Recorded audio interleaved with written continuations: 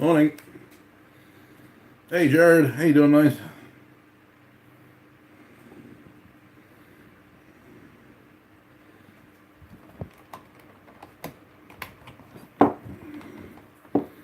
Still getting things a little bit sorted out.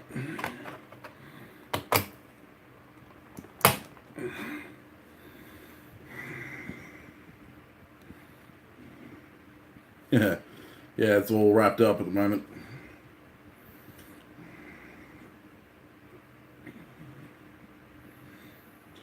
Got the compression bandage on, helping me heal. Yeah. Yeah, yeah. No, no one wants to see that, man. I had all of the well, parts of the dead skin torn off yesterday. That was a fun experience,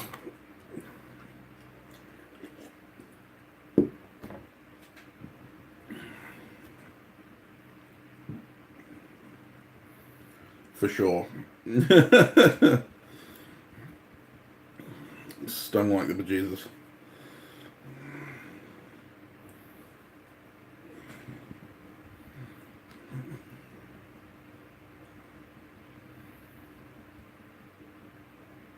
Hey LHI, how you doing, mate? So I have several anvils. The one I use most of the time in my videos, the yellow colored one, is an O'Dwyer cast 4140 London pattern anvil. It's a hardened anvil, but it's cast steel. There's a lot of myths around cast steel. Cast steel is okay. Cast iron is not. So I also have a kind of semi-London pattern Chinese cast iron anvil, which is why I can say that cast iron is not okay for anvils. And that thing is, yeah, not great. I also have two post anvils. I have a 120 kilo 4140 round anvil, and I have a kind of a amalgamation post anvil, which is a 4140 top on top of RHS filled with concrete, which I actually constructed in a live stream I did a while back, which I think is still live on my channel somewhere. So yeah, I have quite a few anvils, but the one I use the most of the time is my O'Dwyer 4140 anvil. Love the London pattern. If you're just getting started out, then obviously you can use stuff like files, leaf springs, that kind of thing. Ignore the people who will tell you that you can't use files and stuff like that to make decent knives. I've used files to make knives for a long time. But if you're wanting known carbon steels, then I would recommend going to a local steel distributor. I'm not sure where you live. If you're in the US, then the New Jersey Steel Baron, Aldo Bruno, stocks quite a lot of really good high quality steel. But you're going to pay for it. Most known steels are very, very expensive. But yeah, if you go to a spring manufacturer or a wrecker, yeah, coil springs are good. Leaf springs can be good as well. The more modern the steel, the less likely it is to be good for forging because they tend to use really high alloy steels in modern. In modern cars, they tend to use weird. Bugger off. Mute. Giving myself some ad revenue. There you go. Apparently I'm, giving myself some ad revenue. Yeah, leaf springs are a good source. They are incredibly thick and very hard to work down, obviously because they're a 5160 equivalent. With high chromium content, they tend to be fairly difficult to move. But, it's good training for that hammer arm. It's the same with flattening out coil springs and stuff like that. Files are a really good place to start. Old stock are really good. Old Nicholson files. If you're looking at farrier's rasps, if you're in a semi-rural area, check out your local farrier. And he'll be able to give you farrier's rasps, which you can turn into pretty cool looking knives. So, best balance between hard ability and ease of movement under the hammer. Okay, so from my limited experience, the easiest steel to move.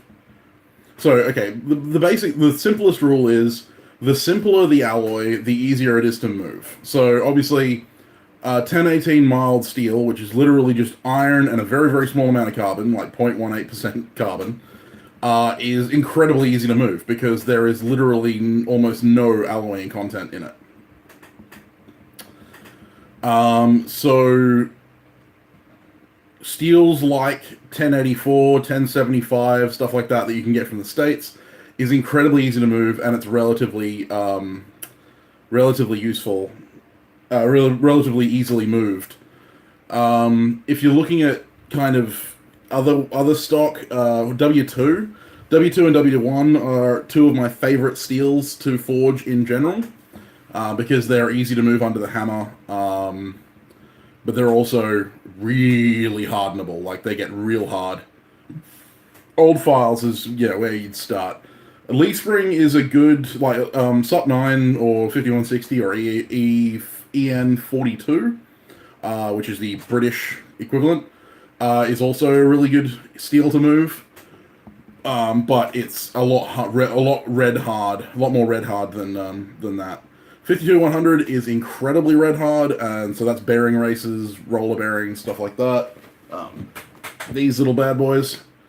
So yeah, the 52-100 is a very hard steel to move.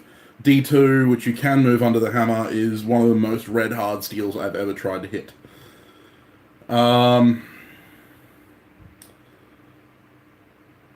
So when I say red hard, all I mean is that when it's at any temperature, it's hard. H13, which is a really good top tool steel, is very red hard. So yeah, you want to move it when it's yellow, or above that bright orange and yellow, because when it gets to the red stages, you're just not moving it. You're just planishing it. H13 is famous for that. It's a bastard to move. So, sorry, I missed a question. Getting started in YouTube. Don't ask me. Hey, Ma. Don't ask me. It took me a year to get to 1,000 subscribers. No, so basically the main things that you can do is consistent uploads. I upload at least once a week, if not more. But consistency. Consistency is key. Even if you're uploading one a month, upload on the same day each month. So if you upload on the 2nd of each month, do that. The more consistent you are, the more likely you are to hold on to subscribers. The other thing is that the more consistent you are, the more likely YouTube is to recommend you. And the other thing is, if you have the time to do daily uploads, you will get more recommended. The other thing is to weigh up between quantity and quality. So I do one video a week so that I can keep my quality relatively high. Or, high for the technology that I have. I don't have very good technology, so... yeah, if you're getting into YouTubing, don't go for just quantity, because at the end of the day, if you've got really poor quality videos, then no one's going to want to watch them. The other thing is watch time. Any video that's over 15 minutes, most people will not click on. Unless it's a super interesting subject, and you have a lot to say on the subject or show on the subject, then you're going to be in big trouble. So make sure that when you're doing your videos that you keep your watch time as low as possible. And one of the easiest ways to do that is a trick that I learned when I was doing videography in high school, is that if a scene takes longer to explain... so if the scene takes longer to show than it does to say, then you're doing it wrong. So if I say I'm doing my blacksmithing videos and I want to show me forging the point on a knife. So I say, Sam forges the point on a knife, right? That takes me 2.5 seconds, 3 seconds to say. That should be around the speed, the time that I use to show the technique. Now, if I'm doing a technique specific, Sam forges the point on a knife using a specific technique. I give myself more time to show that technique. But if I'm only showing Sam forges the point on a knife, then I don't need that long a piece of video. People tend to make the error of showing too much. You know, like showing the entire process of forging out a knife, or the entire process of upsetting a hammer. The reality is, unless you're doing a live stream, or unless you're doing an in-depth video on a specific subject, which I do for my Patreon subscribers, then you don't need that length of video. Anything like 10 minutes and below tends to be about the happy medium. And that comes from a person who views a lot of YouTube videos and a person who makes them. So keep that in mind as well.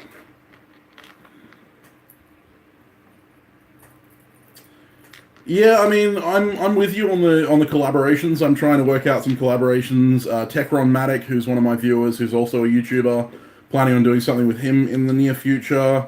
I am actually currently collaborating with Valhalla Ironworks and Niels Uren, which is a Swedish blacksmith, on a podcast called The Forgecast.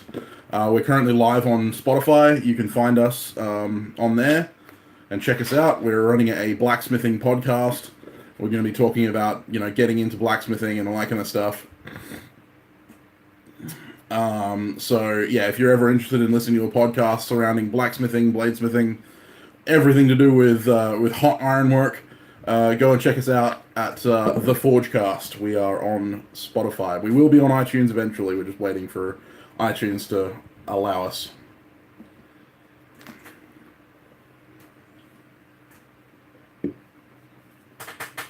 Hey George, how you doing, mate? Yeah, Techron's a great guy. He subs to pretty much everyone in the feed that has a channel. And yes, Valhalla Ironworks will be he will be handling a knife that I sent him. Yeah, I've thought about doing something similar, Jared, but it takes a lot more effort to film all that stuff. And with the limited technology that I'm filming on, I don't actually have the space to video all of the process. Like my camera, my phone, which is what I've been filming with 99% of the time recently, has enough space for 55 minutes of filming, which is, it sounds like a long time, but it's really not when you're doing projects that take 100 hours to do.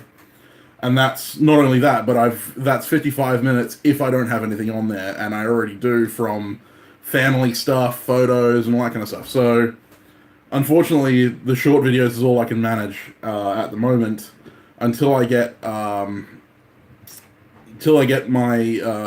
camera working properly, or get a proper video camera. Then I won't be doing anything too extreme in that case. Yeah, that's right, photos of Alex. Yeah, so whenever you see at the end of my videos Filmora Go, that means that I've actually edited it on my, shot and edited it on my phone, because Filmora Go is what I use on my phone to edit. If you get that black title screen with the with the fade in and out letters, that means that I'm using my camera and I'm using my computer to edit, because I use Windows Movie Maker. Yes, I am. I'm not very technically minded. So yes, but yeah, LHI. I'm happy that you're getting into blacksmithing, and if you ever want to do a collaborative effort on something, let me know and we will work it out. But yeah, just consistent uploads, focus on your quality first, and make sure that you keep it short.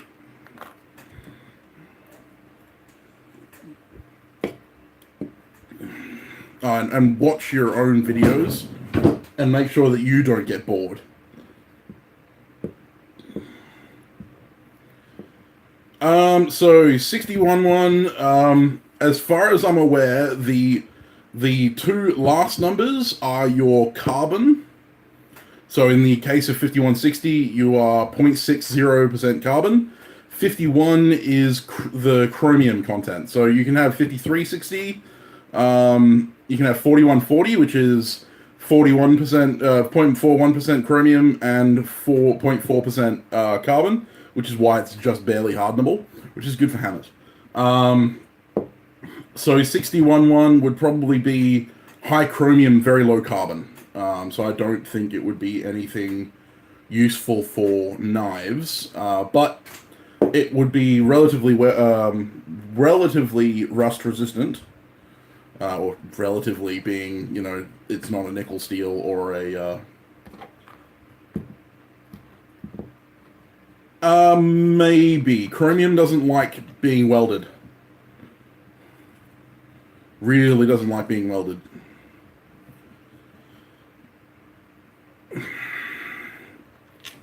So yeah, Sup 9, 5160, all those kind of steels are a massive pain in the ass to weld, especially to themselves. Never try and weld 5160 to itself, you'll fail. Unless you have a power hammer or a hydraulic press, and you can keep that pressure up. Yeah, not so much good for Damascus, unfortunately. The other thing is you don't want to use super low carbon steels in your Damascus because you might get some of that on your edge, unless you're doing a billet where you're doing the Damascus and then edge welding, or you're doing a Sanmai billet where you use the Damascus as jacket and have a high carbon core. You don't want to use low carbon steels in your Damascus. So, like these days, whenever I do scrap Damascus, most of the time it's got something like mild steel on it or something like that. So I plan on using that as jacket. Carbon migration is a thing, but it's not as prevalent as you would think, especially in high alloy steels. The higher the alloy of the steel, the less likely it is to have carbon migration through the pattern. No worries, Ma. Cheers, mate. I've used mild steel in Damascus, and I've left it at welding temperature for as long as I possibly can to try and get it to pick up some steel, pick up some carbon. And I've leached enough carbon out of the core to make it, more like a 0.6% when it was a 0.95 when I started. And the carbon content of the mild steel barely got hard, like barely. So yeah, don't rely on carbon migration for edge retention, please. And in order to get really decent carbon migration, you need to leave it at welding temp for quite a while, which can be really bad for decarburization as well. So that's how they get that really cool ghosty line on. The ghosty lines you see on stainless clad Sanmai. Like you get the really bright Sanmai, like bright stainless, and then you got the dark edge.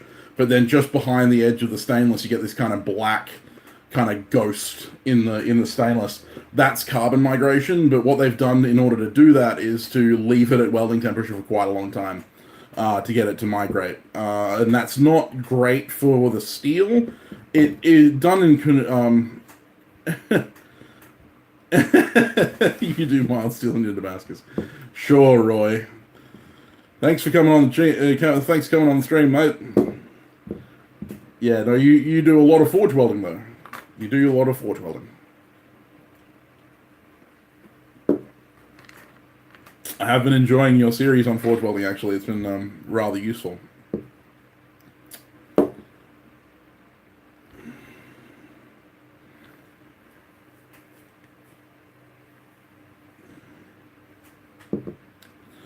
But yeah, no, we're talking about forge welding.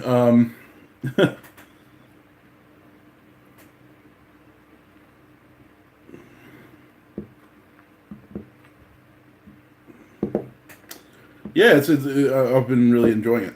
Hello, everybody. Welcome back to the workshop. Indeed, I love the fact that Kyle Royer tried to do like a conglomeration of every blacksmithing YouTuber.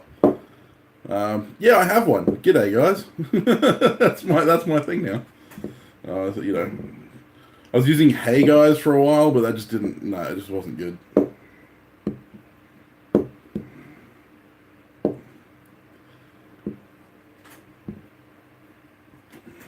Well, howdy. Welcome back to the workshop. It's fantastic to have you here. Today we'll be continuing work on the Saber. Part 55.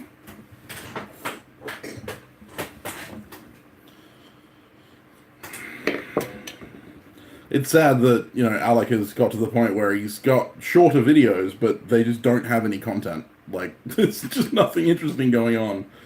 I'm like, come on, man. Make it interesting. Do something. Yes, stay away from pressure cookers.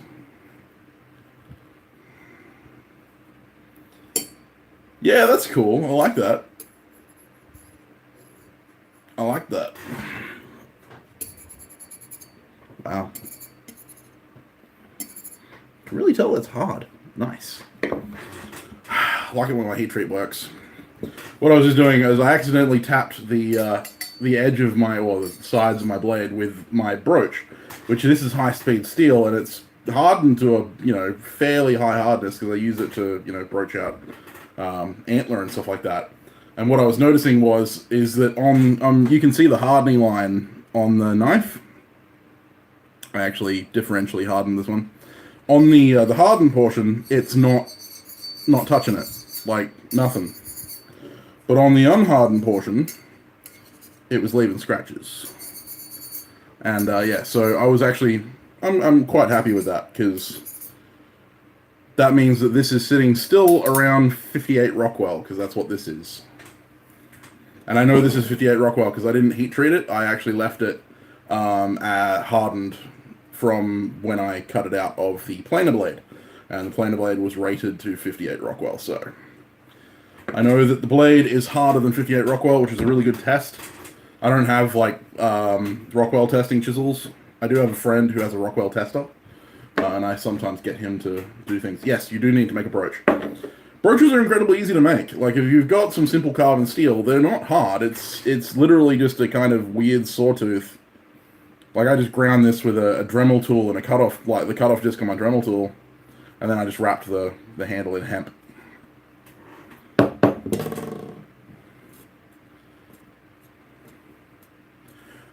There are some tools that I don't temper, and there are some that I do. All of my knives get tempered. Like, that's a definite must. Any tool that's going to be shocked, then normally I temper it, and especially if it's a high carbon steel. My hammers, I don't get tempered at the faces because the steel I use doesn't harden far enough for me to warrant it.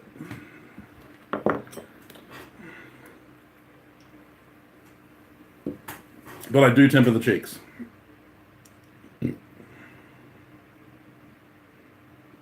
I definitely do temper most of my things, though.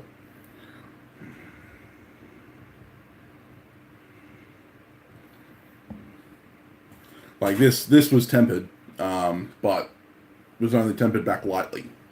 The steel I used for this hardens to about 62 to 64 Rockwell after quench, and so I tempered it back to about 57, 58 Rockwell, which is what this is at.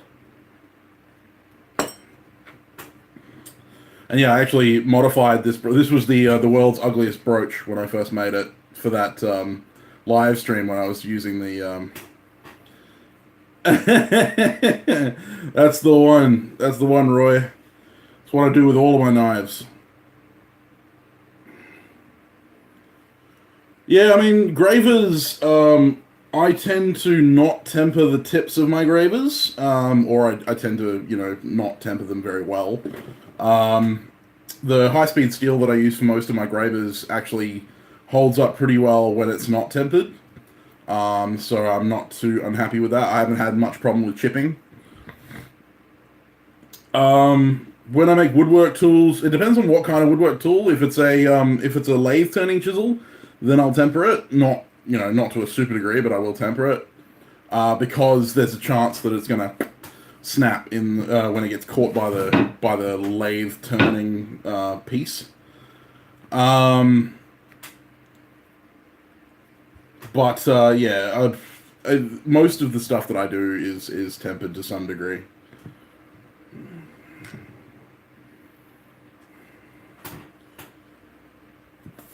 even if it's just lightly.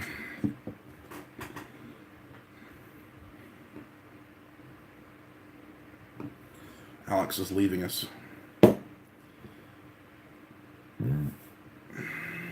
Yeah, fair enough. Fair enough.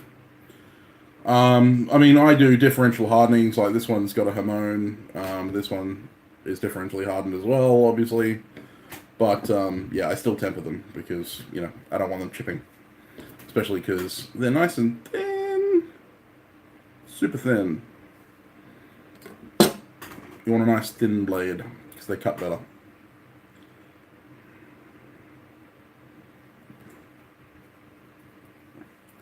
And you'll find that the higher the carbon steel, the more you'll want to temper it.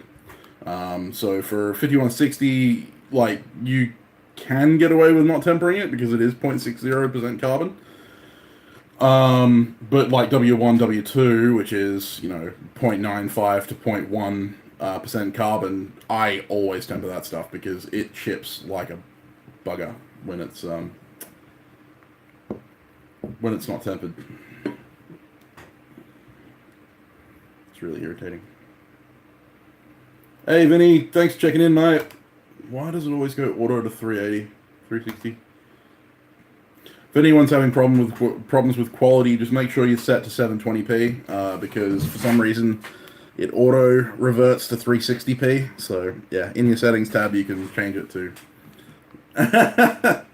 Thanks, Roy. Thank you very much for the first ever super chat.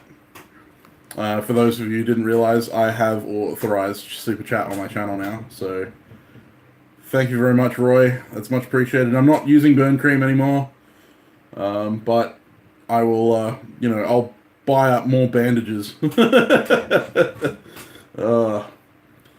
no, I'm in the late healing stages now, so it's paraffin dressings and scourings. Scourings, so much fun.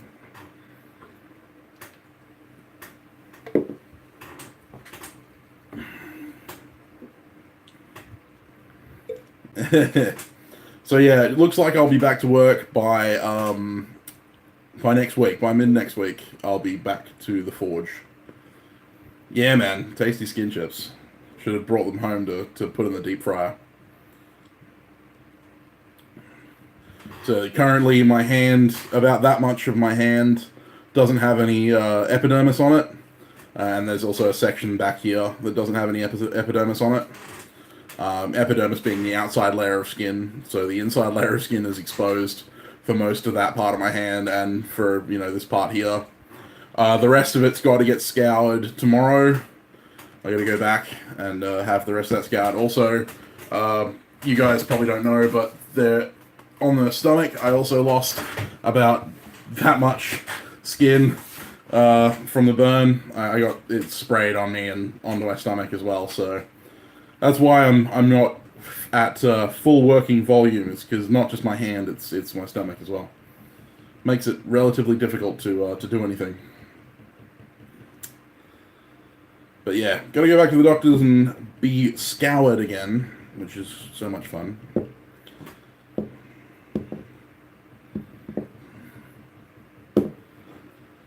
But yeah, so we'll be back to it next week. I will be doing the last in the series of my 5 tips for beginner blacksmiths. The next be a blacksmith. That's the one. I'm just gonna power through it.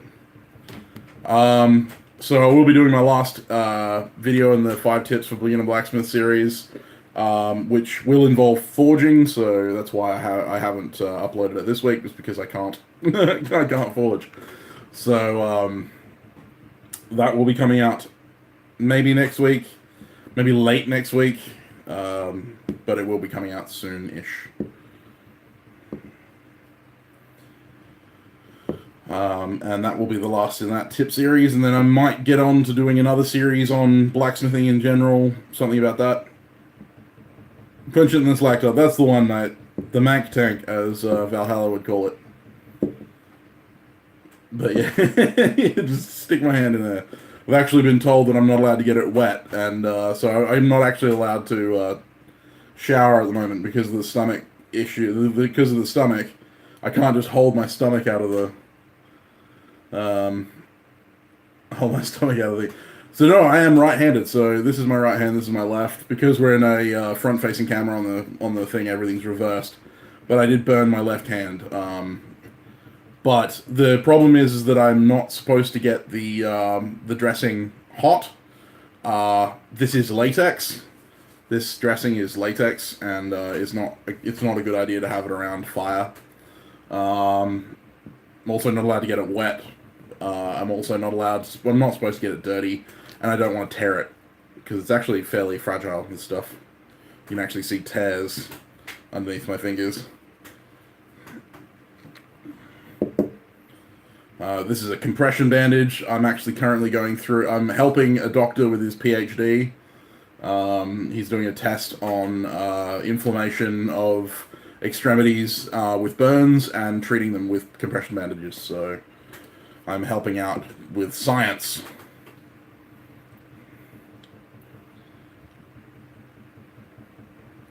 Thank you very much, Roy. I appreciate it, man. Yeah, I will be back to it as soon as possible. Promise.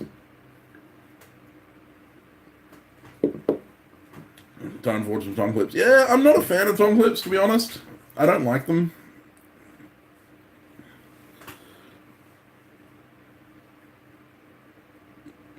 Hey, Flipping Nation. Thanks, man. Welcome to the channel, Alex. Thanks for coming in. Yeah, it's, I got asked to join a test for, yeah, this PhD, this doctorate, the paper that he's doing. It could help burn victims all around the world if the studies prove to be effective. So we'll see what happens. But I'm always happy to help medical science. Thanks for coming to the channel, guys. I haven't seen your names before, so I'm assuming that you both are new to the channel. If you are, please feel free to hit that subscribe button. I will be uploading regularly. I normally upload on Wednesdays.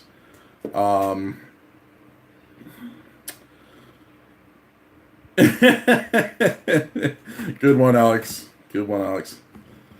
Yeah, fair enough, Jared. Yeah, I can understand that.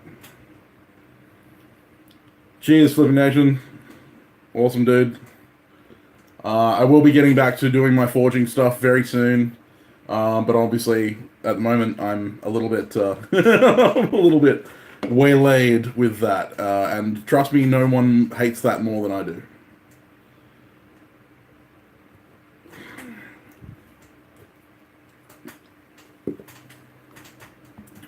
So I will be making another one of these this year. I do plan on making another one of these, maybe a little bit bigger. That's going to be one of my projects. Also have to finish my sword, my first sword. That's going to be part of my projects in the future. But the next thing I'll probably do is work on a set of bladesmithing tongs for a certain person who runs a company that may or may not be related to Sovngarde. Hey, Ed.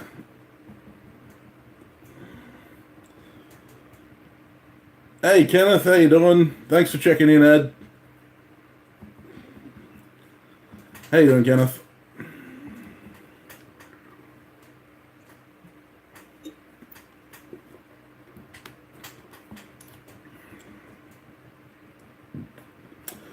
So if you missed my previous video, so bladesmiths almost always end up getting injured. Bladesmiths and blacksmiths almost always end up getting injured badly outside of the forge. In this case, I was, cooking, and with a pressure cooker, and the pressure cooker lid wasn't latched properly, and so I noticed that the latch wasn't on properly because it's got a little pin that sticks out that warns you that it's not latched properly.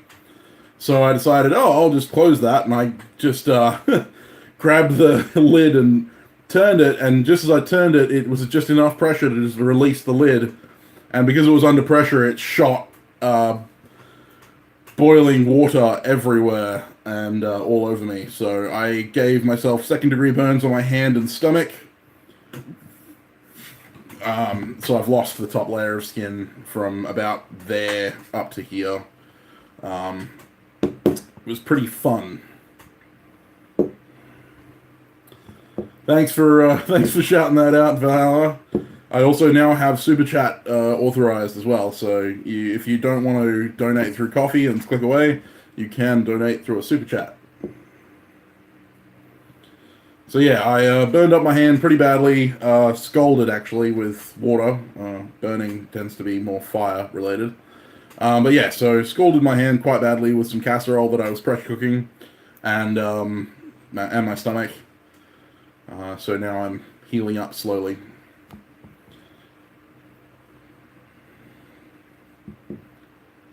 Yeah, all good flipping action.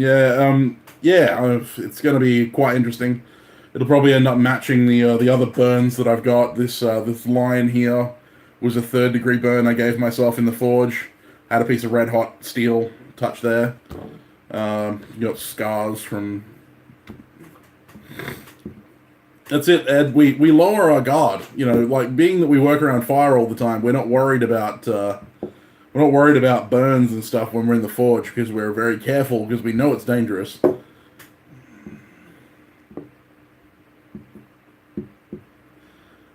Valhalla, I'm going to remove your moderator. I'm going to remove your moderator powers if you're not careful. That's like 5 sasses now.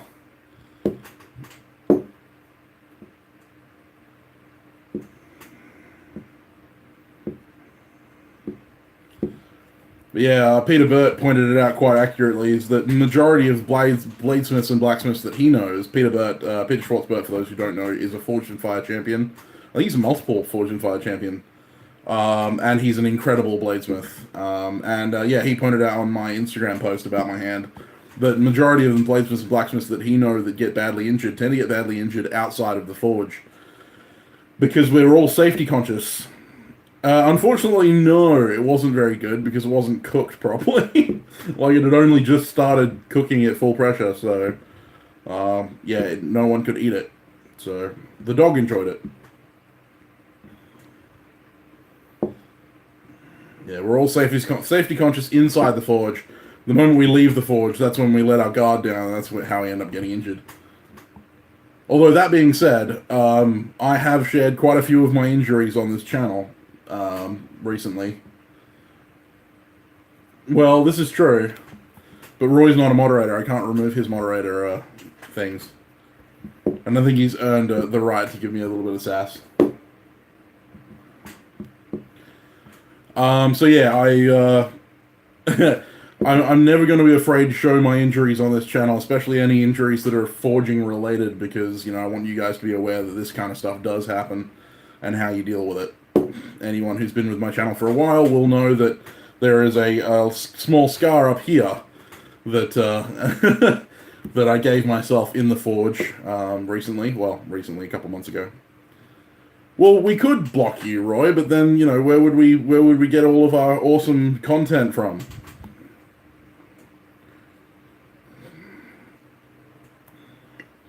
Got to have someone to give me crap so I can give them crap back. You know, like, having Alex is great, but, you know, multiples is always nice.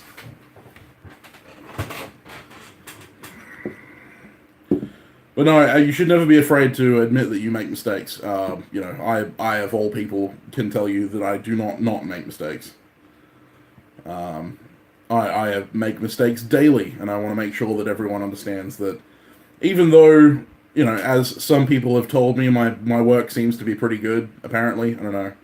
I'm not entirely sure that they're in their right mind when they tell me that, but even though I make fairly decent quality products, I still make a lot of mistakes.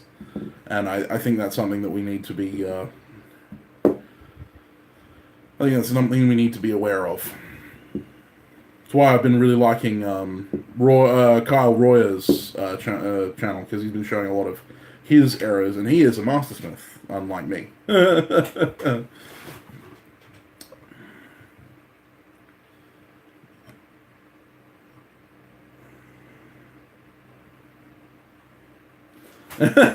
Yeah, that's dangerous. Playing with fire is always fun.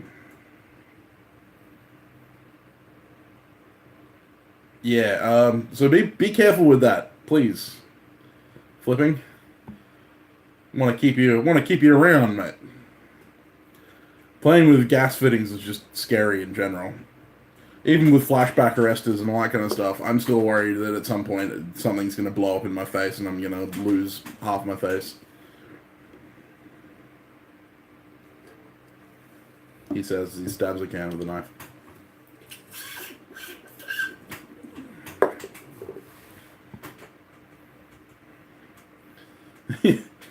Yeah, so be careful, please.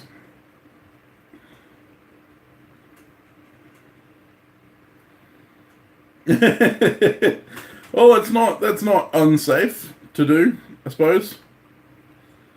Yeah, I mean, I admit that I avoided getting a gas forge for a long time purely because I was terrified of working with gas fittings.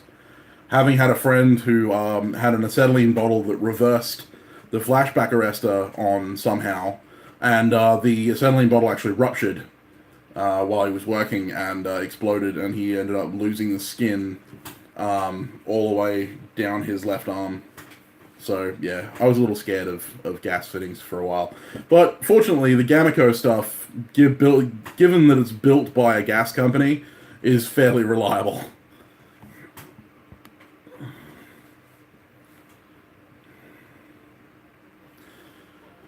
I mean, I would prefer to have it because it's better to have it and not need it than need it and not have it. Um, I'm not sure of the arguments around flashback arresters because I'm not a gas fitter. But at the end of the day, it's one of those things, that you just have to deal with.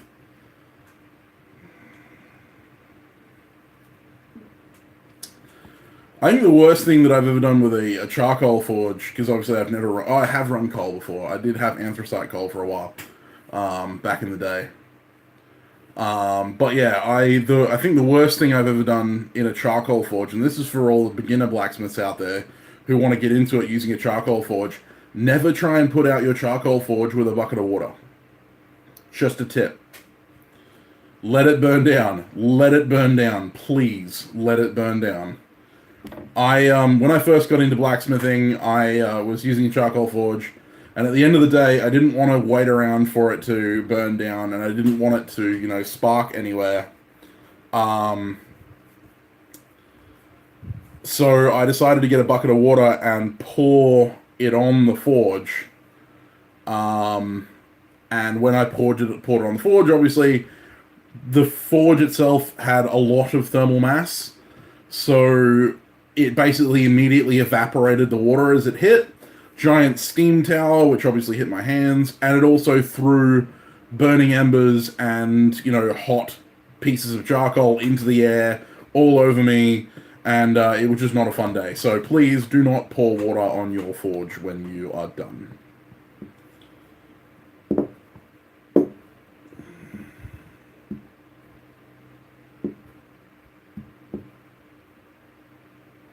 Century?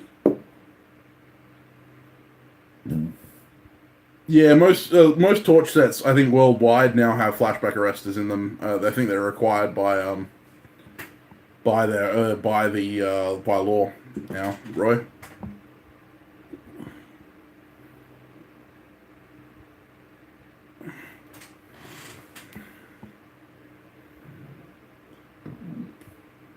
Oh, you mean Venturi? Sorry, I'm reading it Century, and I was kind of like, I'm not sure what Century is, but yeah, Venturi. If you go from Venturi to Forced Air, yes, it does ignite a little bit differently. Venturi tends to light a bit faster than Forced Air.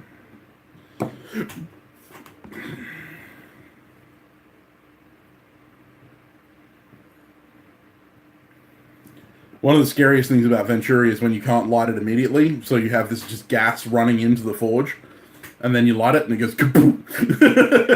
You get this giant cannon fire of flame out each end of your forge.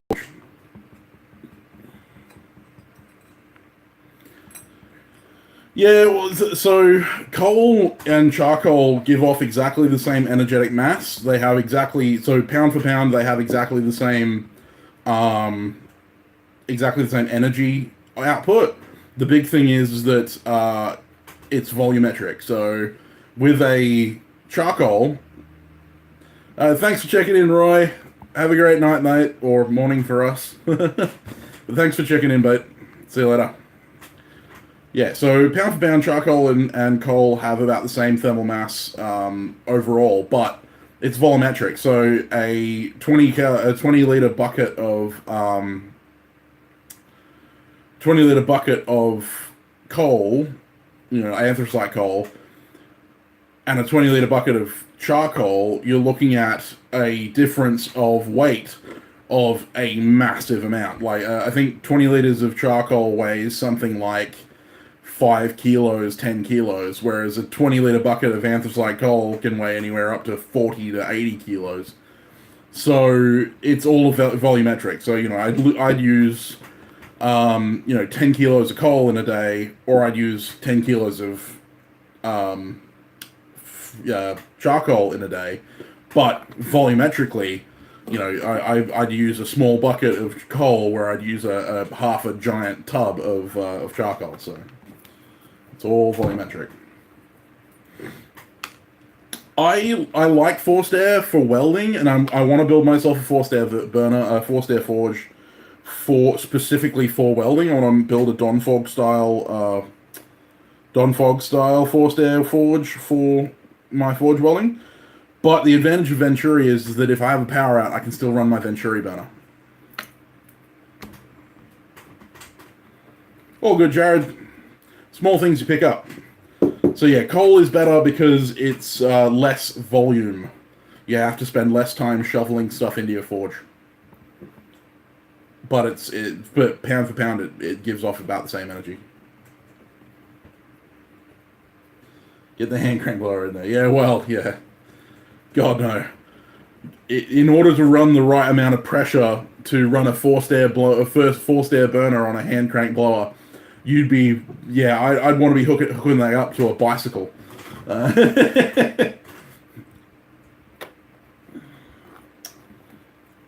Yeah, I like forced air, and again, I will probably build a forced air at some point. But yeah, I won't be using it the majority of the time because Venturi tends to work better without power, which is good.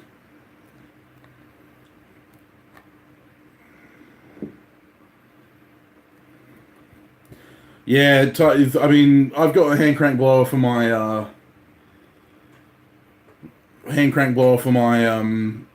charcoal forge that I use when I'm doing demos and stuff like that. And it can get tiring pretty quick. But that's what apprentices are for, as Alex just said. Actually, one of my favorite things to do in demos is I bring a small waiver with me. So basically just saying that, I acknowledge that there's a chance that I could get burned, blah, blah, blah. And I ask the crowd if anyone wants to run my hand crank for me while I'm working. And, I get them to sign a waiver, and then they can come in and run the forge for me. I show them how fast to wind it, and I just get them to, start winding, and they have great time. So it's really good for demos, because, you get people in on the action, behind the rope, as they say. Hey, Nope, how you doing? So yeah, I make sure to bring that little waiver. So the waiver, as long as it, I normally get mine looked over by a, I get my waiver looked over by a lawyer, that one. The person who does the law stuff. God, my brain is not working this morning. So I get my waiver looked over by a lawyer and made sure that it was right, and stuff like that. But the big thing is, at the end of the day, as long as your waiver contains certain phrases, so, like, I acknowledge that, blah, blah, blah, I, take full responsibility, blah, blah, blah.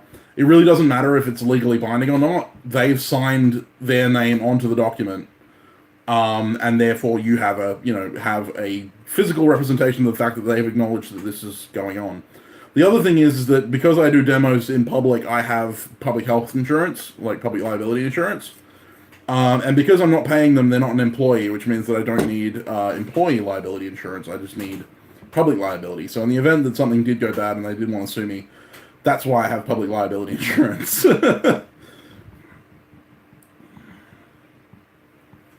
When I'm doing it with the SCA, which is the Society of Creative Anachronism, which is this medieval reenactment group that I play around with occasionally, whenever I'm at one of their events, they actually have site liability insurance. So basically, everyone there, as long as they're a member, or if they've paid to enter the facility for for the event, are covered by the SCA's insurance, and so therefore anything you do there is kind of covered. So that's all good. But yeah, so at SCA events, I don't bother with the waiver. I just kind of, you want to come in and run the hand crank, whatever, cool. As long as you know that you can get burned. And most of the people that work in, most of the people that play in medieval reenactment societies tend to understand the concept of a forge, and they understand the concept of fire being hot. Whereas the general public, not so much. They require instructions on how to utilize their respiratory process. Like breathing. Some days I wonder how some people are still alive, given that they need to consistently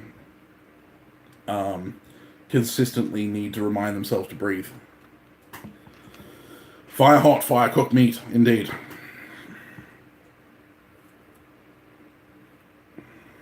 All right, Flipping, thanks for checking in, buddy. Thanks for checking in, and yeah, I will definitely see you in future videos. Yeah, well, that's kind of the SCA thing. The big thing with the SCA is that there is a liability waiver in the membership application, or if you come to an event and you pay the entry fee, you also have to sign a liability waiver. But we also have public liability insurance, which will cover any injuries that may occur that were the fault of the facility, not the person. But when I'm at public medieval reenactment events, I either don't let anyone... Hey, Professor, thank you for being for the first person that Alex gets to ban. Cool.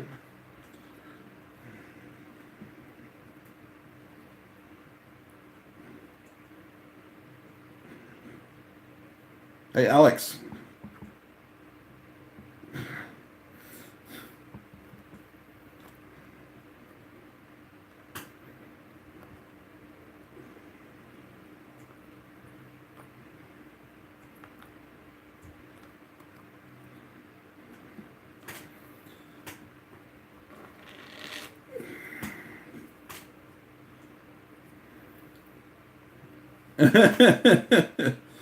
So, if you're still watching, Professor, I know you're timed out from commenting for now, but I don't allow politics on my channel, dude. Seriously? This is a blacksmithing channel. Get with it.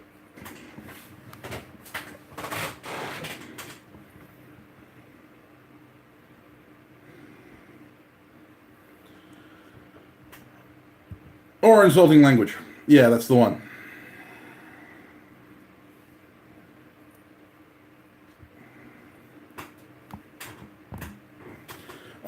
The arm's going okay, nope. I had to go to a specialist yesterday to get it scoured, meaning that the top layer of skin removed.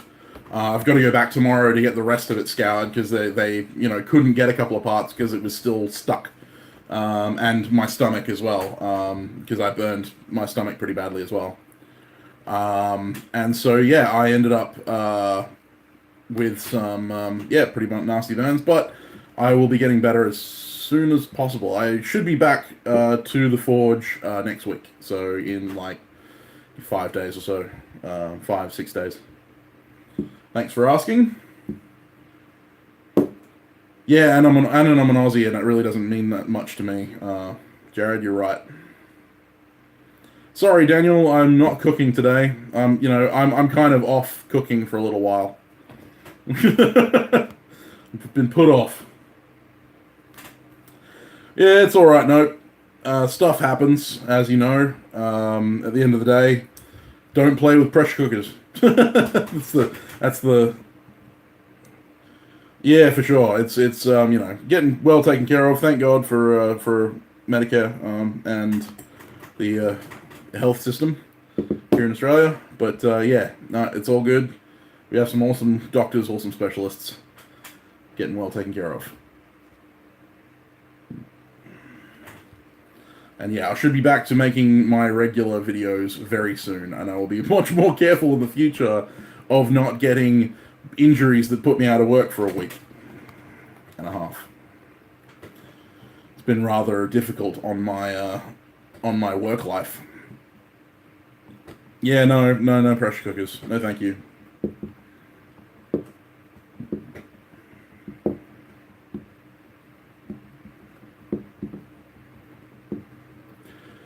So yeah, I will be getting back to usual stuff. I plan on making another one of my big buoys this year,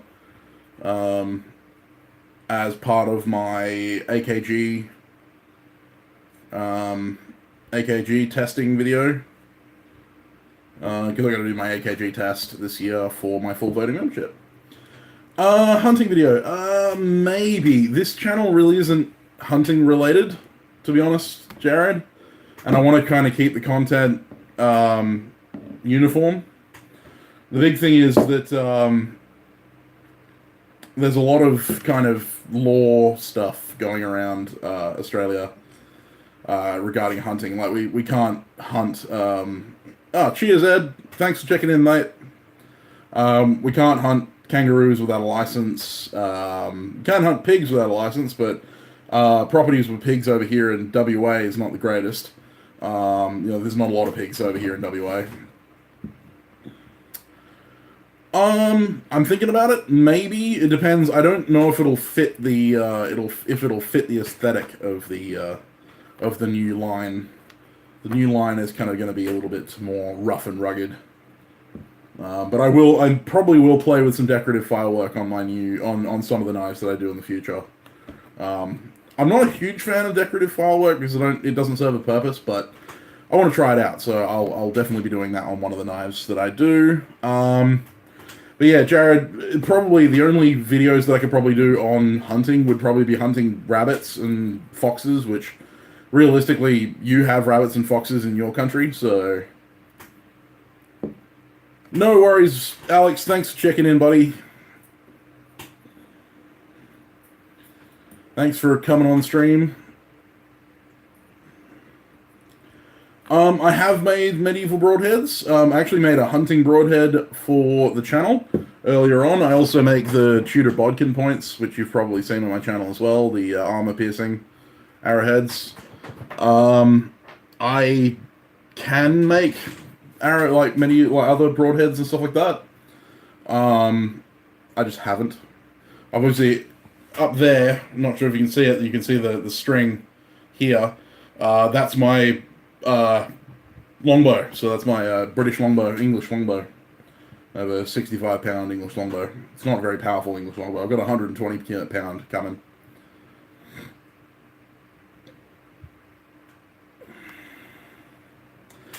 Yeah, again, no way. It's one of those things. I really don't like serrations on my blades. Like, any kind of serrations, sawbacks or otherwise, because I just don't find them very useful. But I will have to do some serrations on a blade very soon because it was part of a custom commission. So you can keep an eye out for that. I will be doing that as well. Yeah, so there is a video on my channel forging a hunting broadhead. It was just a small profile broadhead, mostly for like fox hunting and stuff like that. But yeah, I did make one of those for the channel. Yeah, no, not a big fan of serrations or sawbacks on most of my knives. Yeah, I'm with you, Jared. Absolutely. I'm with you. The only reason I'm doing serrations on this specific blade is because it was a custom commission, and the serrations aren't on the blade in a way that you would normally put serrations on a blade. They're actually on the tip. Actually on the back of the tip. So the whole edge is just a normal edge. And then it's actually like a spear point, and the first 4 inches or 6 inches of the blade are serrated at the tip. And that's for cutting roots. And gut hooks. Yeah, I'm not a fan of gut hooks either. I don't like gut hooks. Honestly, the closest I get to a gut hook is a harpoon point, which, this isn't sharpened, and the swedge isn't sharpened either. So it's just a aesthetic thing for looks cool. It also gives a little bit more strength to the point. It looks cool. It doesn't actually do anything to the blade. Like there's no serrations, no gut hook or anything like that. But that's probably the closest I'd get to anything like that.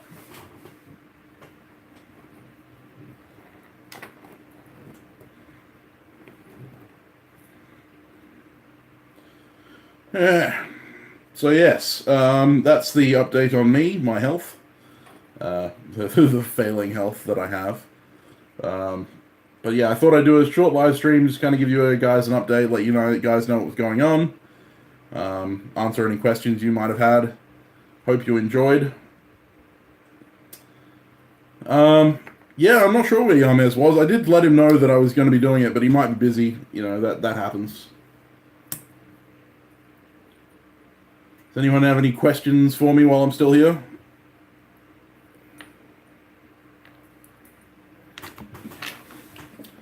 Play with my big Larry. Now that Alex is gone, he won't notice that I've got it. Alex actually gave this to me.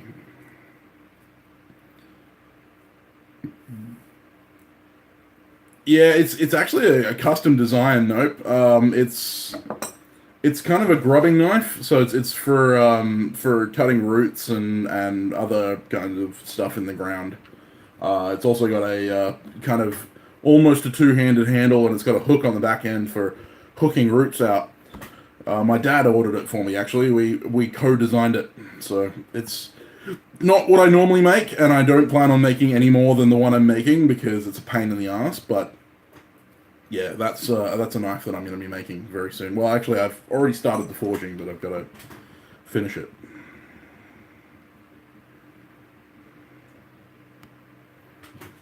So I might do a video on how to file serrations in a blade. For fun.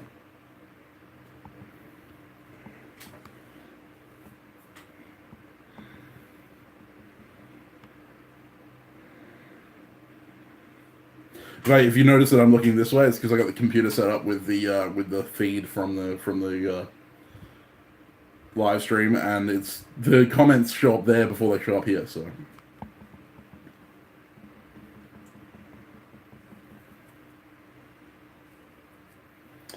have you tried out that Puko blade yet, Jared?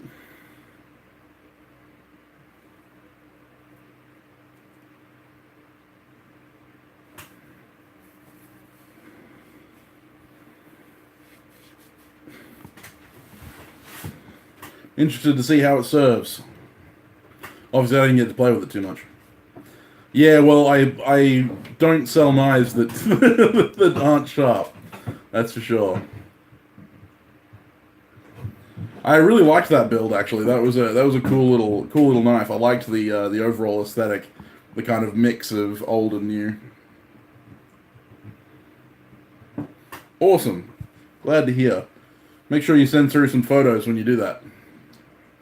It was one of my first attempts at a domed pin as well.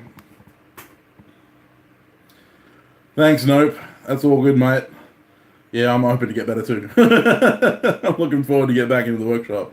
These last 5 days have been madness. I've just been chafing at the bit to try and get out there and get forging, but I've got to remind myself that if I go out there and re-injure myself, or if I go out there and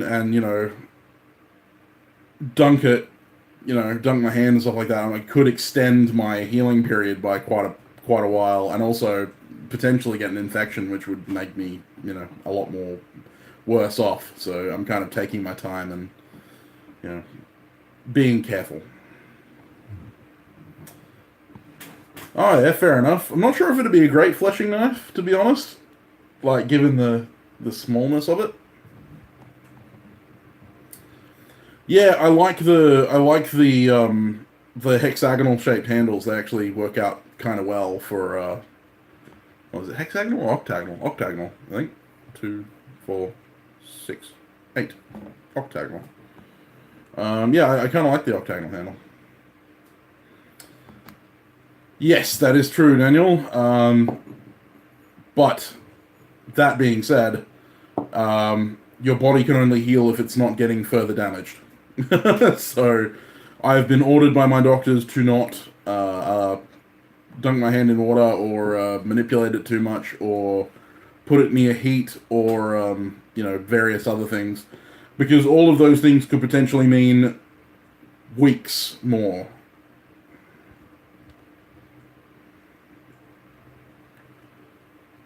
It does have a small secondary bevel. Small. Most of my knives have a very small micro bevel.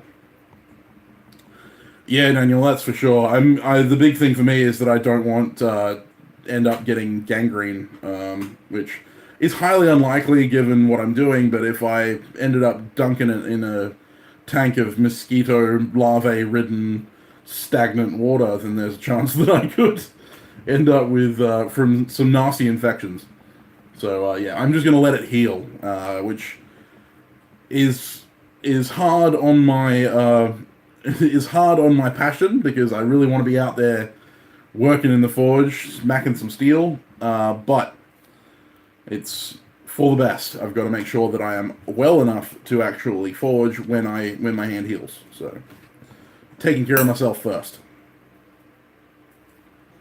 That's what I'm trying to do, at least.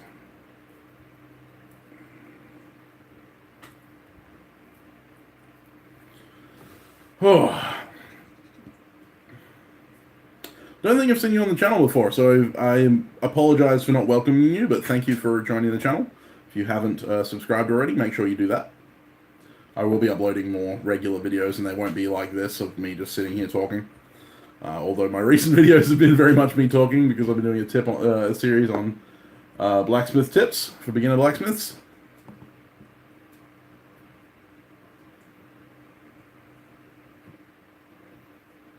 I'm wondering, can I... Doop. None. By the way, Jared, congratulations on being a moderator. You're here in my streams often enough that I believe that I can trust you to keep an eye on the commenters.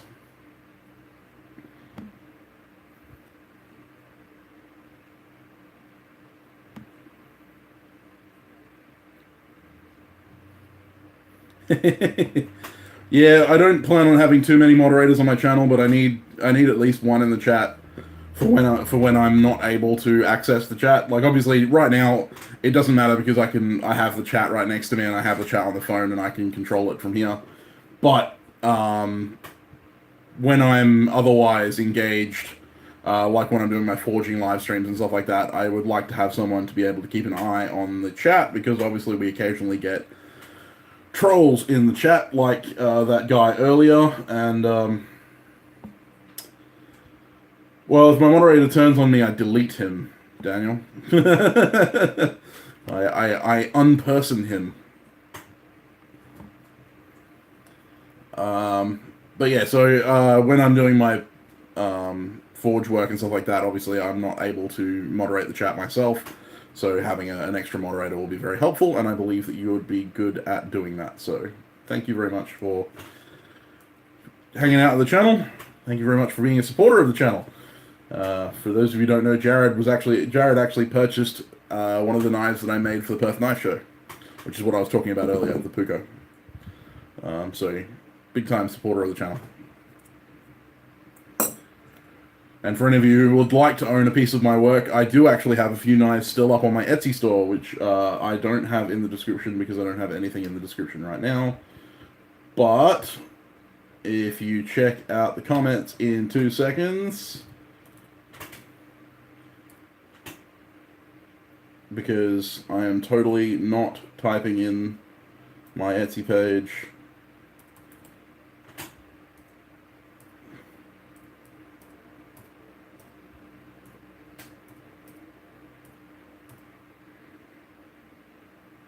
Oops, it's /AU. It's a really long and weird...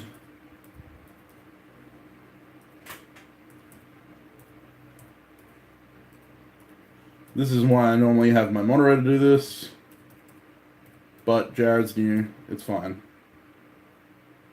I won't hold it against him this time. There you go. So I just threw up a the link to my Etsy store. If you ever want to check out my Etsy store and buy anything that I've got advertised there, please feel free to do so. I think I have 3 knives currently listed. A she-oak handled, which is she-oak. That's the she-oak. She-oak handled fighting knife. A Jarrah handled hand engraved ski and do dagger, and a flame Jarrah handled hunting knife. Actually, really like that hunting knife and the handle. I like them all. I like them all. I will have a couple more for sale on the Etsy store very soon as well, because I've got to finish those off once my hand gets better. That's the hard part, is waiting for myself to heal. I've got to keep myself in check. Also, Jared, I'll be working on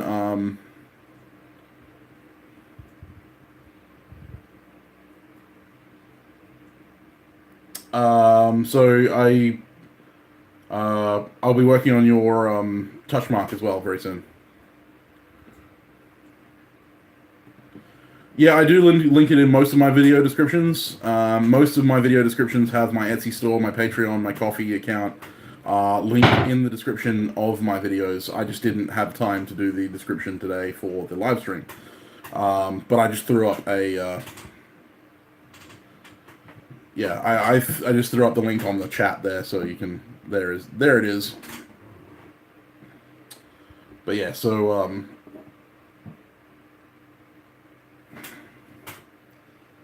most of my videos in the descriptions will have my Etsy store listed, so yeah. If you ever want to buy one of my knives, please feel free.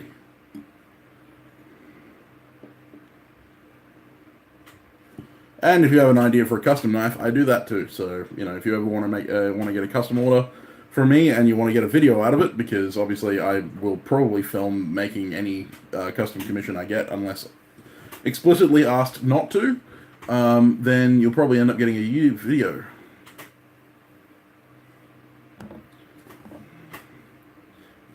Killer, yeah, well, yeah, we say that sometimes. That'll be choice, mate. Choice.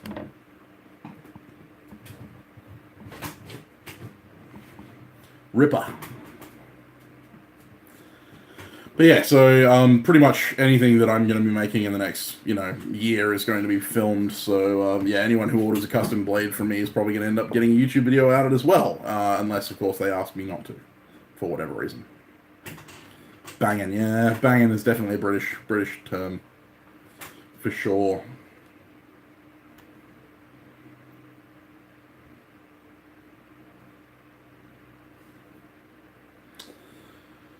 Bonza. Bonza is a true Ocker term. If you ever wanted to be full Ocker, you say Bonza.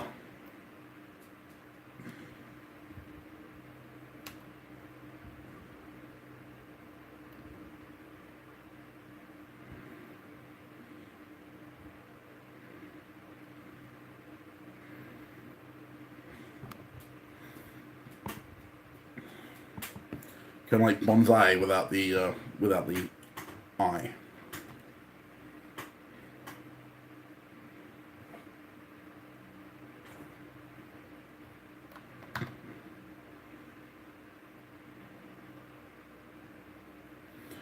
Made it full screen. Why did I make it full screen? Go away. Thank you. Yeah. Some HD. What are you doing? Oh my god.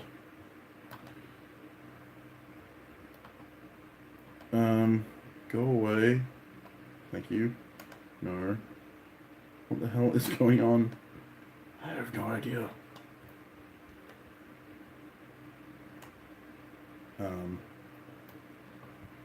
There we go. Okay. My computer was just going completely schizoid for some reason. But yeah, so thank you very much for tuning in, guys. So I've got a couple of things I need to do. I need to go see a specialist again today and tomorrow, so more healing to do. But I really appreciate all of you guys checking in. Thank you again for all your support, and obviously I will be uploading as soon as possible. I'll probably do another stream on Saturday. I'll think of something to do for that. but rather than sitting in front of the camera and just staring at it. So, Kenneth, the plan is to make a knife a month for the next 11 months in the lead up. So I should have about 11 knives to take to Perth Knife Show. But that being said, I will also have a bunch of knives that I'm going to make anyway and put my Etsy store, and any of them that don't sell will come with me to Perth Knife Show as well. So currently I have 3 knives that I haven't sold sitting in the drawer behind me that are currently on my Etsy store. If they don't sell by next year, then they'll come with me to the show. But yeah, I've also got to make at least 3 Journeyman Smith quality knives by the end of this year, because I've got to do my AKG full voting membership test, and I want to make sure that I have them up to Journeyman Smith standard. So then I will be also doing the Primal line of knives. My new line of knives, the handmade knives, and I will also be doing so I'll be doing those 3 that I do there. So yeah, anyway, I'll be taking quite a few knives, probably around 20 by the time I get done. And yeah, the next stream will probably be planning out some designs for the new line of knives, because the draw for the giveaway is only like 5 days away or something like that. Very close. So I'll be designing some new knives to make in that line, in that new line that I haven't named yet, but everyone has put in their options for the line. Obviously, if you haven't already, and you want to get in on the giveaway that I'm doing for my 1,000 subscribers, you go on to the 1,000 subscriber giveaway video and comment an idea for a line of knives based around the design, the aesthetic, not the actual design of the dagger, of this knife, made entirely with hand tools, hand forged to shape, and all that kind of stuff. One of the things that I've noticed in the comments in that video is people obviously haven't listened to what I said and have commented Skyrim-themed names, and while I appreciate it, unfortunately there's a lot of issues with naming anything after something from Skyrim, because obviously that's already been used. So it's all about the aesthetic of hand-forged, hand-tooled, made entirely by hand in traditional methods. It's going to be an awesome line, and I have a favorite comment already, but you never know, there might be someone out there who's got a better idea than the one I already like. So get out there and get in on the giveaway. But yeah, so there will be a drawing very soon for that. I'm not sure, I think it's the 4th of March that I'm drawing on. But yeah, it'll be at exactly a month from the giveaway announcement. And yes, so then the winner will get this knife, funnily enough, sitting in front of me. This hand-forged Stuck9 Celtic Blacksmith knife will be the award for the person who wins the naming competition. Not only that, but obviously they'll have their name used for the line of knives that I've got to start. I've got to oil this. It's been sitting unoiled for a while, so ooh. God forbid it rusts. I'll have to hand sand it again. But yeah, I think that's a good idea, Kenneth. Thank you very much for that, mate. I appreciate that. I wanted to thank you. I couldn't message you through Coffee, but I wanted to thank you for donating through Coffee. Not sure if you wanted to be named for doing that, but I'm going to name you this time anyway. Thank you for being my first Coffee donator. Very much appreciated for you supporting the channel. Every little bit helps, especially right now because I can't make any money because I can't work. Life's a bitch. But yeah, no, I really do appreciate that. So next video, Kenneth has made his decision. It will be on designing the new line of knives that I will be releasing this year, based around the Skyrim dagger. Well, I'm very glad about that. Because of guys like you that I continue to make content like this, so you can pat yourself on the back for keeping this channel running.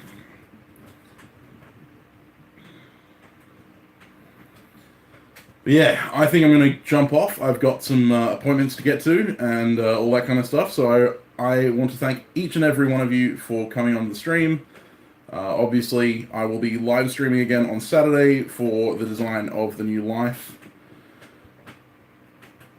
Black Iron series. Come on, man. Stick with your original. Stick with your original. Stop changing your mind. Christ, you already like gave me 4 options. And I made you choose one of them. No takes backsies.